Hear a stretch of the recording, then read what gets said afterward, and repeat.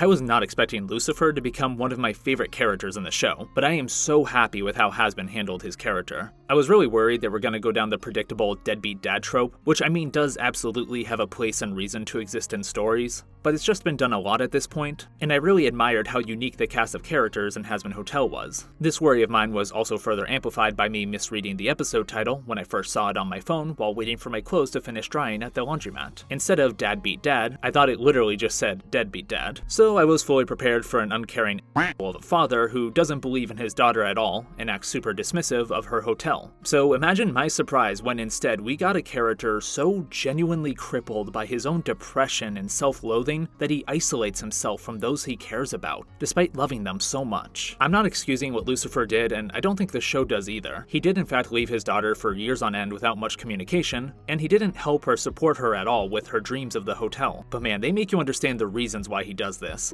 and how he wants to be a better man and father to Charlie. Lucifer is a man who just sees himself as his mistakes, cast out of heaven for his ambitions and then forced to see the evil and wickedness that his gift of free will brought to the world by rolling over hell. Any hopes, ideas, or dreams he had crushed by the weight of his failures and the cruelty within the residents of hell. All he sees in himself are his failures and shortcomings, and that's why he actively decides to stay out of his daughter's life, because he genuinely thinks she'll do better without him, that he'll only drag her down. And I get that. I really do. I oftentimes only see my shortcomings or failures. The main difference between me and Lucifer being he has a brilliant daughter who was inspired by his hopes and dreams to start a project meant to save her people from certain doom, and I make mediocre student short films where a guy splashes another guy with a glass of water because he thinks he's an android.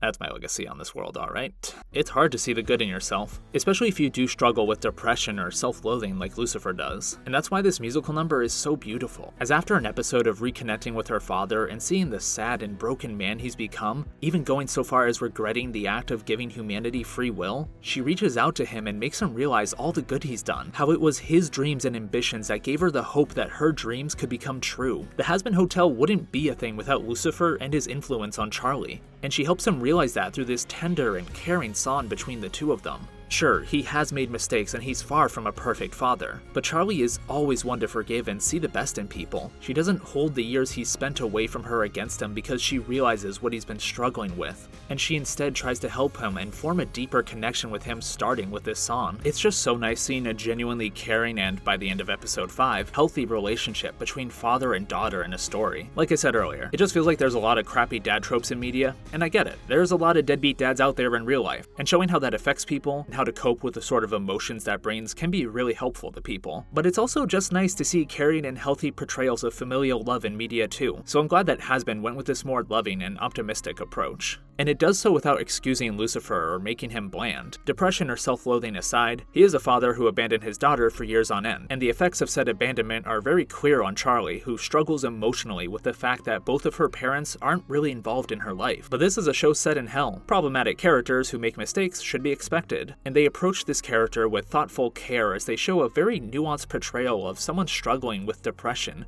and how it stops them from being the person, or in this case father, they want to be. And it's heart-wrenching, but beautiful when we get to the end of episode 5 and see Lucifer and Charlie overcome the barriers between them to finally connect for the first time in a long time. So yeah, I wasn't expecting it, but the King of Hell is one of my favorite characters in Hazbin Hotel, and also just one of my favorite characters in general recently. I also just appreciate seeing an older male character, especially a father figure, allowed to be sensitive and emotional in a piece of media. A lot of the media I grew up with as a child showed fatherly figures or just male characters being very one-note or stoic, not often expressing emotions or insecurities because it was seen as weak or wrong. And while obviously over time that's become a less acceptable stereotype or writing trope, I still just genuinely appreciate seeing any older male character like Lucifer being allowed to, well, have feelings, I guess. I was scared as a kid that to be a real man, it would mean I couldn't cry over Sonic the Hedgehog stories. But now Hazbin Hotel has given me hope that when I watch Sonic the Hedgehog 3 in theaters this year, it will be socially acceptable for me to cry my eyes out when Shadow the Hedgehog says Chaos Control for the first time on the big screen. It will be beautiful. Also, putting aside all the deep and emotional reasons I love Lucifer as a character in this show, he's just extremely funny. Maybe to compensate for his insecurities, I am definitely not speaking from experience, haha. He is so over the top in both his physicality and what he says, which often leads to him saying really funny things without thinking or just making a fool out of himself. But the show never does it in a malicious way where it feels like I'm laughing at a man painfully struggling with intense depression. If I wanted to do that, I would just laugh while looking at a mirror. Pair all that with his design, which resembles a circus ringleader with apple motifs, epic Bible reference, and you have a character that's equal parts silly and emotionally devastating.